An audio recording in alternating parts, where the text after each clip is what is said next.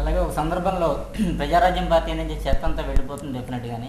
ఒకవేళ వెళ్ళిపోకపోతే నేనే మెడబట్టి గింటేస్తాను అని మీరు స్టేట్మెంట్ ఇచ్చారు కదా, అది ఎంతవరకు నెరవేరిందని మీకు? చిరంజీవి గారు ప్రజారాజ్య పార్టీ పెట్టిన తర్వాత ఎలక్షన్లో నిలిచాం, ఓడిపోయాం. ఓడిపోయిన తర్వాత మీరు చూస్తున్నారుగా ఎంతమంది పార్టీలు బయటికి వెళ్ళారు, ఎంతమంది వచ్చారు, వెళ్ళారు తెలుసుగా. మరి ఈ 2-3 నెలల్లో చిరంజీవి గారు ఏ పార్టీ వెళ్ళిపోయారు? మరి చెత్త అనుకోవాలి మరి, పరిపూర్ణమైన పొలిటీషియన్ డల్డగా. ఇంకెవరు చెత్త ఉన్నారు కూడా మాకే నష్టం ఉంటే, వెళ్ళిపోయారు అనుకుంటున్నా, ఇంకే ఉన్నారనుకోండి, ఉన్నా మేము వెళ్ళగొట్టలేదు అనుకోండి, మళ్ళీ మేము నష్టపోతాం. అదే లెక్కేస్తా. వాడు మనకు ఉపయోగపడినప్పుడు వద్దు, మనకి జనంకు ఉపయోగపడాలిగా. వాడు వచ్చింది చిరంజీవి గారి నెక్స్ట్ ఏమవుతాడు లేదా, అయితే ఉందాం, అవకపోతే వద్దు అంటే కష్టం.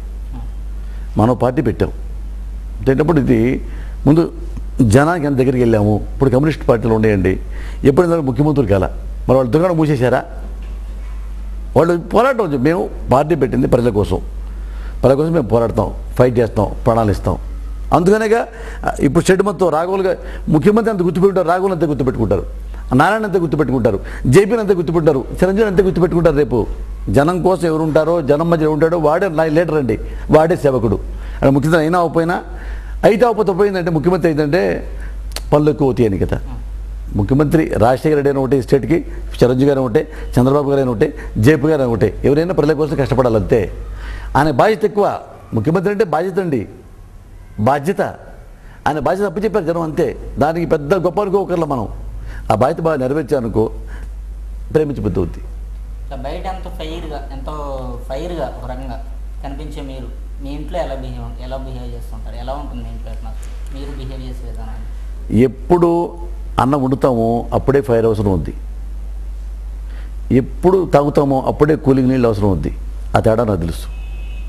ఎక్కడ ఫైర్ అవసరమో, ఎక్కడ కూల్ అవసరమో, ఎక్కడ కమిట్మెంట్ అవసరమో, ఎక్కడ కరేజ్ అవసరమో అలాగే నేను బిహేవ్ చేస్తా. అంతేగాని అది చావుకి పెళ్ళికి ఒకే మంత్రం ఉండదుగా, నాగిరంతే. అసలు కాంట్రవర్షియల్ పర్సన్గా అనిపించుకున్న రీజన్స్ ఏంటి? అసలు ఎందుకు అనిపించుకోవాల్సి వచ్చింది? కాంట్రవర్సీ వలన ఎవడు పైకి రాడండి, చాలామంది చెబుతారు. ఇండస్ట్రీ పరంగా కానీ పొలిటికల్ దాంట్లో కానీ చాలా కాంట్రవర్షియల్ పర్సన్ పోసాని కృష్ణమురళి గారు అని చెప్పని. అంటే కాంట్రవర్షియల్ రకాలు ఉండాలండి, రకాలు ఉంటాయి. కాంట్రవర్సీ అంటే రకాలు ఉంటాయి. ఇది ఈ పార్టీలో ఉండి ఈ పార్టీ వాళ్ళు తిడుతూ టక్క ఛాన్స్ ఇస్తే ఆ పార్టీ దూవటం, అర్థమైందా? ఏదో విధంగా పేపర్లో రావాలి, ఏదో విధంగా టీవీలో రావాలి అంటే అవి ఏదో కూడా మనం బ్యాడ్గా మాడితే రావచ్చు, గుడ్డుకు మాడిన రావచ్చు, ఆ టైపు. ఇప్పుడు పోసానం నుండి కాంట్రవర్సీ అంటే ఒక ఎగ్జాంపుల్ కావాలిగా, ఒక ఒక ఇన్సిడెంట్ కావాలిగా. 20 ఏళ్ళలో పోసానం కృష్ణమురళి ఈ ఏదో పని చేశాడరా, ఈ కాంట్రవర్సీ పని చేశాడు అని మీ వెబ్సైట్ మీరు ఎంక్వైరీ చేసుకోండి.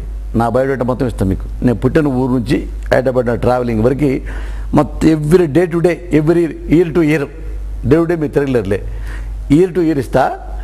ఎక్కడన్నా పోసానం కృష్ణమురళి ఇదిగో ఈ కాంట్రవర్సీ పనిచేసి ఈ నష్టం కలిగించాడు ఒక్కటి కావాలిగా. మరి లేదు, ఎవడు కాంట్రవర్సీ అంటే ఎవడు నన్ను భరించలేడు వాడు కాంట్రవర్సీ అంటాడు. ఎవడు నాలాగా మాట్లాడలేడు, ఎవడు నాలాగా జమ్ముగా ఉండలేడు, తలెత్తుకు బతకలేడు, తల తెచ్చుకొని బతుకుతాడు వాడు అంటాడు. మంచివాడు నన్ను అంటే ఇప్పుడు ఫెయిర్ పర్సన్ నన్ను అండండి, ఎవడు ఫెయిర్ కాదో వాడు నన్ను అంటాడు. నేను పడుచుకోను దాన్ని. ఇప్పుడు కుక్కలు అరుస్తుంటాయండి, మురిగిన పెద్దాన్ని మనం తరుగుతూ వెళ్తామా? మనని లెడ్డం మనకే సంబంధం అది. నేను పడుచుకోను. ఎప్పుడు నేను పడుచుకుంటాను? నిజంగా నేను తప్పు చేస్తే మేము తిట్టకలా నాకు నేనే కుమిలిపోతా. నిజంగా నేను తప్పు చేసి ఉంటే నాకు నేనే కుమిలిపోతా. మీరు ఎవ్వరు నన్ను కుమ్మలు పెట్టక్కర్లా. మీరు చెప్తున్నవన్నీ ఫ్యాక్ట్స్, మీరు చెప్తున్నవన్నీ సత్యాలే కదా. అయినప్పుడు మీరు చెప్పే విధానం అనేది అంటే ఇంకొంచెం కూల్గా ఉంటే మిమ్మల్ని అభిమానించేవాళ్ళు, మీకు దగ్గర అయ్యేవాళ్ళు, మీ మాటల్ని ఇంప్లిమెంట్ చేసేవాళ్ళు, ఓహో ఇది నిజమే కదా మనం ఇంప్లిమెంట్ చేద్దాం అనుకునేవాళ్ళు చాలా ఎక్కువ పర్సంటేజ్ అనేది పెరుగుతుంది కదా. దీని మీద మీరేమనుకుంటున్నారు? సార్, నేచర్లో అన్నీ ఉండే పంచభూతాలు, గాలి, నీరు, నిప్పు, నీకు చాలా ఉంటాయి కదా. ఇప్పుడు నీళ్ళలాగా ఫైర్ కూడా చల్లగా ఉంటే బాగుండేట. ఫైర్ లేకపోతే ఏమో సొసైటీ నాశనమేగా. ఉండే లెవెల్ అది ఉండాలి. నాలో అది లేదనుకోండి అవుట్ ఉంటున్నా, ఇలా ఉంటే ఇంకా బాగుండేమో. ఇప్పుడు ఎండాకాలం వస్తే ఏమనుకుంటాం, ఫైర్ లేకపోతే బాగుండు అనుకుంటాం. చలికాలం వస్తే బాగుండు, ఐస్ లేకపోతే బాగుండు అనుకుంటాం. బట్ అన్నీ అవసరమే. బట్ ఏంటంటే ఎప్పుడు అవసరం అదే నేను యూజ్ చేస్తా. చాలా భరించలేదు అనమాట. ఇప్పుడు నాన్ వెజ్ తిన్నవాడికి పక్కన చికెన్ పెడితే క్రైమ్లా ఫీల్ అవుతాడు. మనం ఇష్టంగా ఫీల్ అవుతాం. వాడికి ఇష్టం లేదంటే నాన్ వెజ్ మానేస్తాం ఏంటి? అలాగే వాడికి బిహేవియర్ లేదు, నాకు బిహేవియర్ ఉంది, మురళి కూడా మనలాగా చెంచాగా ఉంటే బాగుండు అంటే ఎట్టా? నేను చెంచాకుంటాను, నాలాగా మురళి కూడా కాళ్ళు పట్టుకుంటే బాగుండు, హీరోలు కాళ్ళు పట్టుకుంటే బాగుండు, అందుకని సినిమాలు చేసుకోవచ్చు. మురళి కాళ్ళు పట్టుకుని హీరోలు కాళ్ళు నేను ఎందుకు పట్టుకుంటాను? వాళ్ళగా నేను ఎందుకుంటా? నాలాగా వాడు ఉండమంటాను నేను. నువ్వు నీతిగా ఉండరా అంట. నువ్వు తిరుగు, నీ డబ్బులుంటే నువ్వు అమ్మాయిల మీద తిరుగు, మందు తాగు, పడు, దొర్లు, చావు, నీ ఇంట్లో అది. బయట బాగుండు, నేనే కోరుకుంటా. అందుకని పలా హీరో డేట్ల కోసం పక్కలేయాలి, హీరోయిన్ డేట్ల కోసం లంగా పనులు చేయాలి, నేను చేయనవి. అలాగే నేను ఎందుకు ఉండమంటారు మీరు? వాడు అడగండి, పోసాల మురళి మీరు ఎందుకు ఉండరండి అని అడగండి. వాడు ఒడ్డేలు కూడా రావు, బజ్జం పారిపోతాడు. వాళ్ళగా ఎందుకుంటా? ఇప్పుడు నాలాగా నేను ఎందుకు ఉండకూడదు అని మీరు నాకు చెప్పండి. పోసాల మురళి నీళ్ళు లోపం ఉంది అంటే ఎవరి కోసం నేను బతకనండి, నా కోసం నేను బతుకుతా, నా పెళ్ళ బిడ్డల కోసం నేను బతుకుతా, నా పెళ్ళం నా బిడ్డలు కాబట్టి. ఎక్కువ డబ్బులు నేను అనుకో ఇంకోటి హెల్ప్ చేస్తా. గుండె ఆపరేషన్లో చేపించా, కొన్ని గుండె ఆపరేషన్ చేయించా, చిన్నపిల్లలు చేయించా, లివర్ పోయినోడికి, కిడ్నీ పోయినోడికి, నాకు ఉంటే ఇస్తా, ఉంటే ఇస్తా. అంతే, నాలాగే నేను బతుకుతా. వాడలాగా నిదానంగా ఉండటం వలన చూడు 10 కోట్లు ఎక్కువ మిగిలినాయి, నాకు 10 కోట్లు.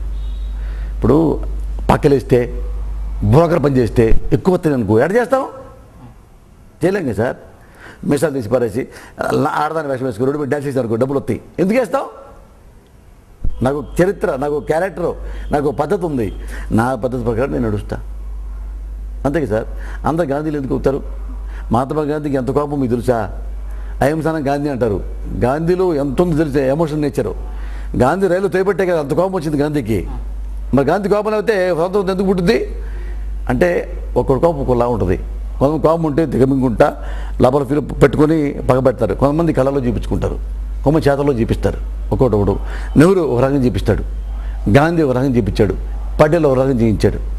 మరి అందరూ కూల్ అయితే నైజాం లొంగపోతే ఎందుకు సైనిక చర్య జరిగిందండి? ఇప్పుడు తెలంగాణ మంచి పోరాటం వచ్చింది కదా, మరి ఎంతమంది తుపాకులతో బయలుదేరి వచ్చారు నైజాం చంపడానికి, లొంగపోతే వేసేద్దామని. వాళ్ళ కోపం లేకపోతే వచ్చిందా? నైజాం లొంగపోతే లొంగునానా అన్నారా? మరి ఎందుకల్లా తీరా తుపాకులు వేసేద్దాం లొంగపోతే అన్నారు. మరి ఎవరి దగ్గర అడుగుంటుంది కోపం?